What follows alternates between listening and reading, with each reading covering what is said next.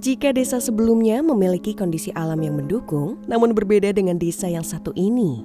Desa Giri Asih, Kabupaten Gunung Kidul, Daerah Istimewa Yogyakarta, kondisinya sangat kering, bahkan hingga sulit untuk mendapatkan air. Agar tetap bisa memenuhi kebutuhan sehari-hari, para lansia harus mengangkat air dari sumber mata airnya di Desa Gua Pego yang jaraknya sekitar 2 km dari pemukiman penduduk. Dalam sehari mereka bisa pulang pergi sebanyak 3 kali melalui tanah yang berbukit yang tentunya menambah perjuangan mereka. Hal ini menjadi kegiatan rutin yang harus dilakukan lansia bila mereka tak mau membeli air bersih yang harganya bisa mencapai 1 juta rupiah per bulannya. Selain mengangkat air yang umumnya dilakukan oleh lansia perempuan, lansia di desa ini juga banyak yang bertani dan beternak sapi walau dalam skala yang kecil. Misalnya dalam satu keluarga mereka memiliki seekor sapi.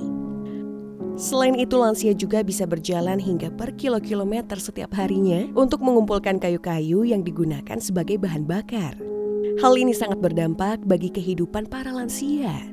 Apalagi mereka yang bekerja di ladang, tuntutan tetap panen tetap ada walaupun dalam kondisi tanah kering. Selain pekerjaan dan kegiatan yang cukup berat tersebut, para lansia Giri Asih kerap kali merawat cucu-cucu mereka yang ditinggalkan oleh anak-anaknya bekerja di kota.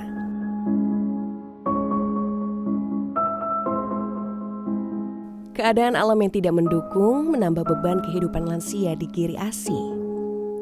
Ditambah dengan keadaan ekonomi yang sulit, tidak jarang ditemui lansia yang menderita depresi dan bahkan putus asa hingga bunuh diri.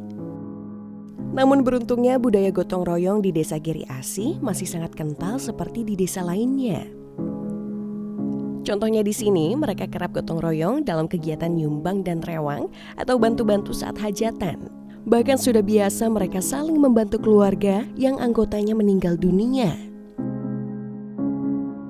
Budaya gotong royong juga tercermin dalam arisan kerja bagi para petani lansia yang bergabung dalam Gapoktan, Gabungan Kelompok Tani, di mana para lansia secara bergilir dan berkelompok menggarap lahan pertanian anggotanya secara gratis. Bentuk arisan lainnya adalah arisan dusun, arisan kurban, arisan RT, dan kegiatan jimpitan dengan iuran sebesar Rp1.000 per minggu. Dana jimpitan dijadikan dana simpan pinjam dengan bunga rendah bagi keluarga yang membutuhkan. Budaya gotong royong yang sangat kental di Giri Asih menjadi kekuatan masyarakat desa ini dalam memenuhi kebutuhan dan mengatasi kehidupan sehari-hari.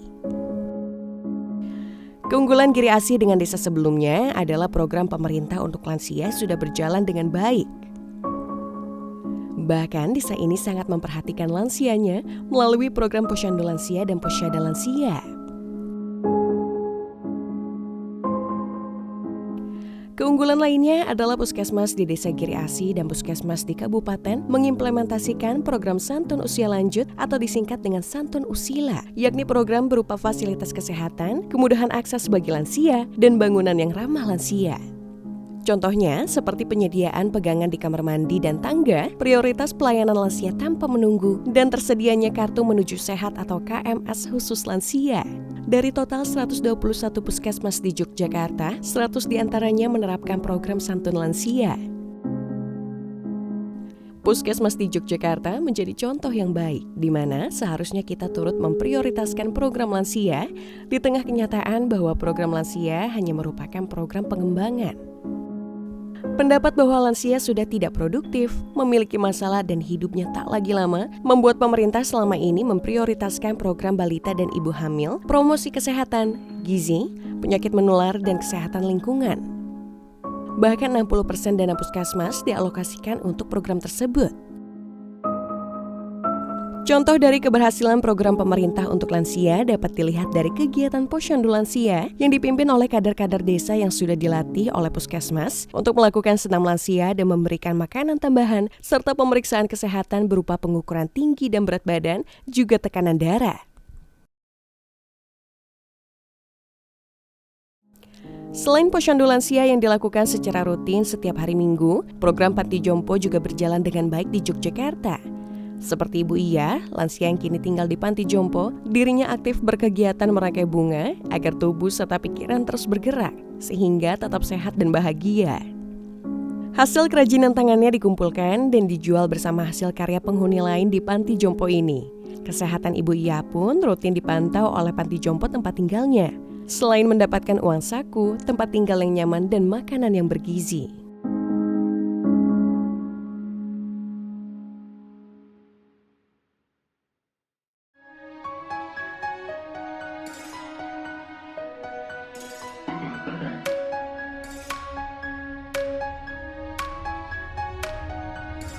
Tidak seperti Desa Giri Asi, kondisi alam di Desa Winong, Kabupaten Kebumen, Jawa Tengah terlihat lebih subur dan tidak sulit mendapatkan air bersih.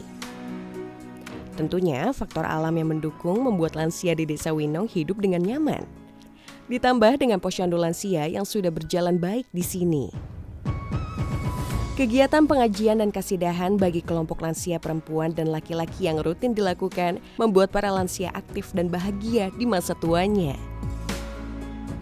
Sesampainya di Desa Winong, kami bertemu dengan Lurah Desa Winong dan bersama-sama mengunjungi posyandu lansia untuk bertemu para lansia serta Bu Asi dan juga Bu Suci selaku pengurus. Kami disambut oleh berbagai hidangan khas serta penampilan dari grup kasidah perempuan.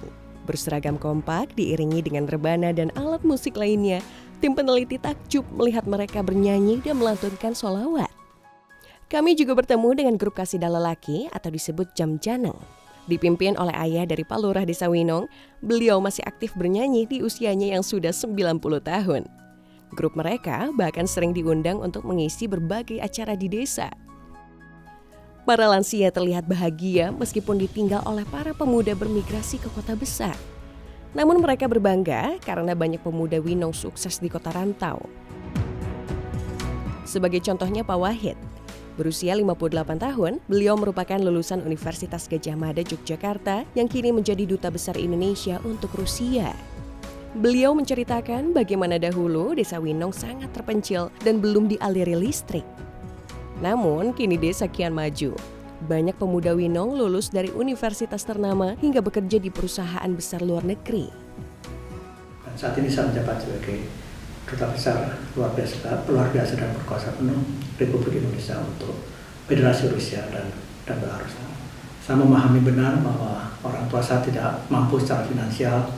Bahkan saya sempat menanyakan kepada bapak saya apakah saya akan meneruskan di sastra Inggris.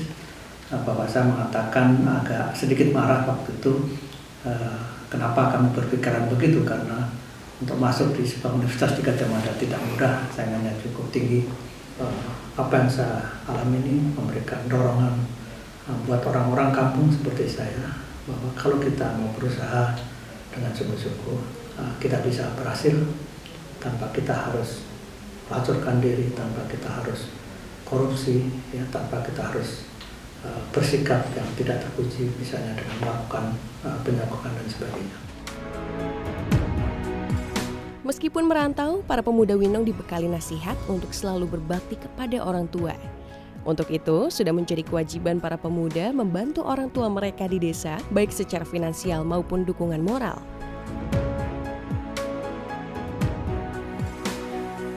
Seperti Pak Wahid yang tiap bulannya mengirimkan sejumlah uang untuk perawatan sang ibu yang menderita penyakit gula. Sementara sang ayah telah meninggal dunia karena stroke. Dari mata lansia Desa Winong, tim peneliti melihat bagaimana mereka hidup bahagia di usianya. Hal ini karena Desa Winong memfasilitasi para lansianya untuk tetap aktif dan sehat melalui program lansia. Tidak hanya itu, dukungan finansial serta moral dari anak-anaknya yang sukses bekerja di kota juga turut berperan dalam kesejahteraan hidup para lansia di sini.